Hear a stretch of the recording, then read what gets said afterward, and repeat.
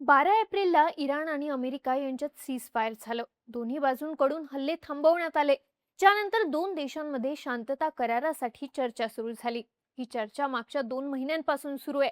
अमेरिकेला आता युद्ध थांबवायचं आहे, तर इराणला स्ट्रेट ऑफ होर्मुझ वरती आपला कंट्रोल मिळवायचा आहे.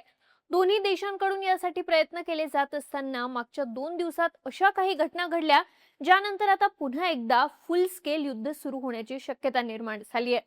मागच्या 2 दिवसात इराण आणि इस्रायलनं एकमेकांवर जोरदार हल्ले केलेत. आधी इराणनं इस्रायलवर हल्ला केला, याला इस्रायलनंही उत्तर दिलं. परिस्थिती अशी निर्माण झाली की अमेरिकेचे अध्यक्ष डोनाल्ड ट्रम्प यांना हस्तक्षेप करून दोन्ही देशांना थांबवावं लागलं. अमेरिकेनं इस्रायलला वॉर्निंग दिली असून यापुढे हल्ले करायचे नाहीत, असा इशारा इस्रायलचे पंतप्रधान बेंजामिन नेतन्याहू यांना दिला आहे. पण इस्रायल आता अमेरिकेचं ऐकण्याच्या मनस्थितीत नाही, असं दिसून येतंय. यामुळे आखाती देशांमध्ये पुन्हा एकदा मोठं युद्ध सुरू होण्याची शक्यता निर्माण झाली आहे. नक्की घडतंय काय? इराण आणि इस्रायलमध्ये पुन्हा युद्धाला सुरुवात का झाली? यात अमेरिकेनं कसा हस्तक्षेप केला? इस्रायल आता अमेरिकेचं का ऐकत नाहीये?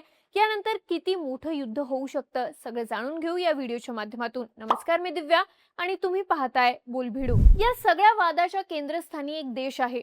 हा देश ना इराण आहे, ना अमेरिका, ना इस्रायल. हा देश आहे इस्रायलचा शेजारी असलेला लेबनॉन.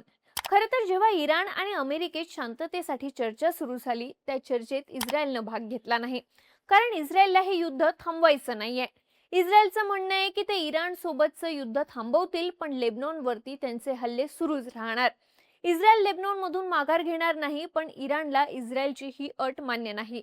इराणचं म्हणणं आहे इस्रायलनं लेबनॉनवरचे हल्लेही थांबवले पाहिजे. वादाचा विषय आहे तो हाच. मुळात लेबनॉनमध्ये हिजबुल्ला ही एक सशस्त्र संघटना ऍक्टिव्ह आहे. इराण या संघटनेचा इस्रायल विरुद्ध प्रॉक्सी म्हणून वापर करतो. इस्रायल आणि अमेरिकेनं ज्यावेळी इराणवरती हल्ला केला होता, त्यावेळी हिजबुल्लानंच दुसऱ्या बाजूनं इस्रायलवरती हल्ला चढवला होता. याला उत्तर देण्यासाठी इस्रायलचं सैन्य लेबनॉनमध्ये घुसलं.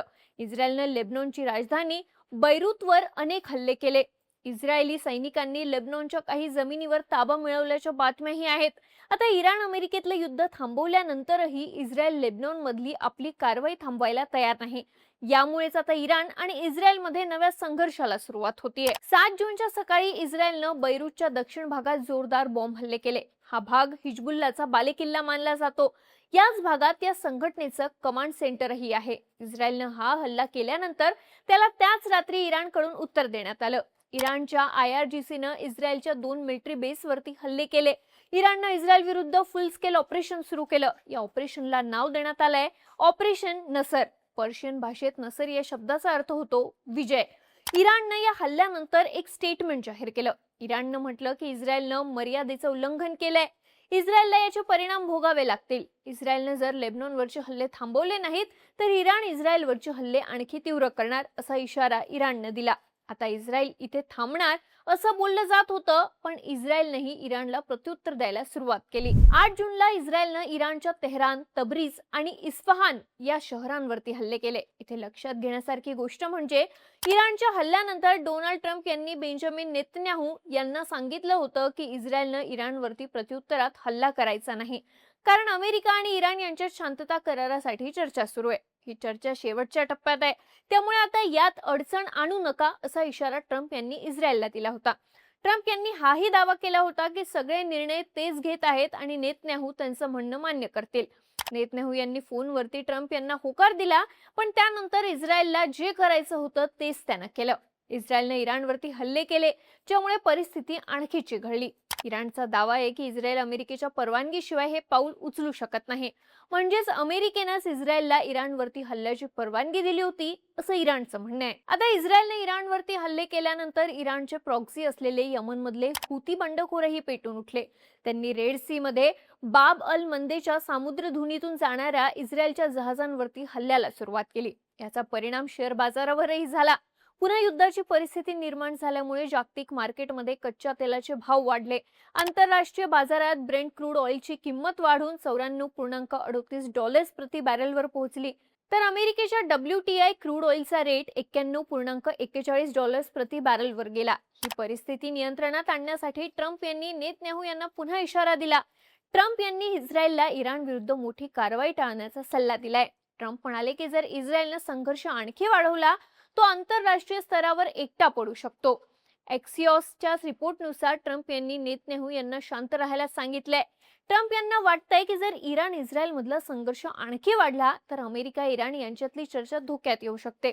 यामुळे संपूर्ण आखाती प्रदेशात पुन्हा मोठ्या युद्धाला सुरुवात होऊ शकते अशी भीती ट्रम्प यांना आहे. डोनाल्ड ट्रम्प यांनी दावा केलाय की इस्रायल आणि इराण यांच्यात तात्पुरतं सीज फायर झालंय. पुढचा किमान 1 आठवडा तरी दोन्ही देश एकमेकांवर हल्ला करणार नाही असं ट्रम्प यांचं म्हणणं आहे. अमेरिकेच्या हस्तक्षेपानंतर इराणनंही इस्रायलवरचे हल्ले थांबवण्याची घोषणा केली. इराणनं म्हटलं की आम्ही इस्रायलवरचे हल्ले थांबवतोय, पण जर इस्रायलनं लेबनॉनवरती पुन्हा हल्ला केला तर इराण यापेक्षा भयंकर उत्तर देईल.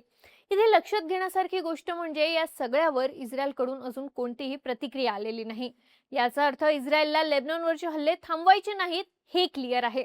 त्यामुळे आता या मुद्द्यावरून इस्रायल आणि इराण यांच्यात पुन्हा युद्धाला सुरुवात होऊ शकते असं बोलले जात आहे. आता महत्त्वाचा प्रश्न म्हणजे इस्रायल हे सगळं का करतोय? इस्रायलला लेबनॉनवरचे आपले हल्ले का थांबवायचे नाहीत? तर लेबनॉन हा इस्रायलच्या उत्तरेला असलेला एक देश आहे.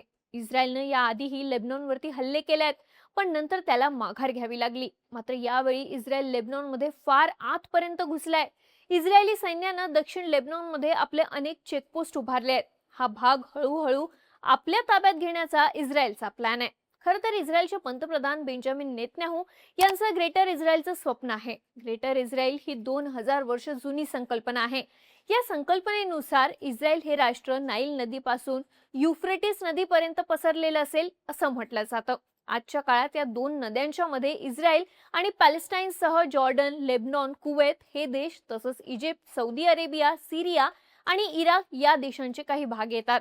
या संपूर्ण प्रदेशाला ग्रेटर इस्रायल असं म्हणतात. बेंजामिन नेतन्याहू यांनी याआधी अनेक वेळा ग्रेटर इस्रायल याचा उल्लेख केला आहे. हा सर्व प्रदेश ज्यू धर्मीयांच्या ताब्यात आणण्याचं नेतन्याहू यांचं स्वप्न आहे. आता या युद्धाच्या माध्यमातून त्यांनी त्या दिशेनं पावलं टाकली असल्याचं म्हटलं जातंय. एकीकडे इस्रायलनं वेस्ट बँकचा बराचसा भाग आपल्या ताब्यात घेतलाय. इस्रायल गाझावरही आपलं वर्चस्व निर्माण करतोय. आता तो लेबनॉनमध्येही घुसलाय. हळूहळू तो भागही इस्रायलला जोडण्याचा प्रयत्न नेतन्याहू यांचा आहे. लेबनॉन हा ग्रेटर इस्रायल संकल्पनेचा भाग आहे. त्यामुळे हे स्वप्न पूर्ण होईपर्यंत तरी इस्रायल संघर्ष करत राहणार असं म्हटलं जातंय. थोडक्यात काय तर अमेरिकेनं इशारा देऊनही आता इस्रायल ऐकण्याच्या मनस्थितीत नाहीये. इस्रायल सुरुवातीपासूनच लेबनॉनच्या मुद्द्यावरून अडून बसलाय. इस्रायलचं म्हणणं आहे की इराणचं युद्ध आणि लेबनॉनचं युद्ध वेगळं आहे. इस्रायल इराणवरती हल्ला करणार नाही, पण लेबनॉन मधूनही माघार घेणार नाही. इराणचा याला विरोध आहे. इराणचं म्हणणं आहे की इस्रायलनं लेबनॉनवरती हल्ले केले तर इराण इस्रायलवरती हल्ला करणार. यामुळे आता आखाती देशांमध्ये पुन्हा एकदा युद्धाची परिस्थिती निर्माण व्हायला लागली आहे. आता या सगळ्यावरती डोनाल्ड ट्रम्प पर्यायानं अमेरिका काय तोडगा काढतं याकडे सर्वांचं लक्ष असेल.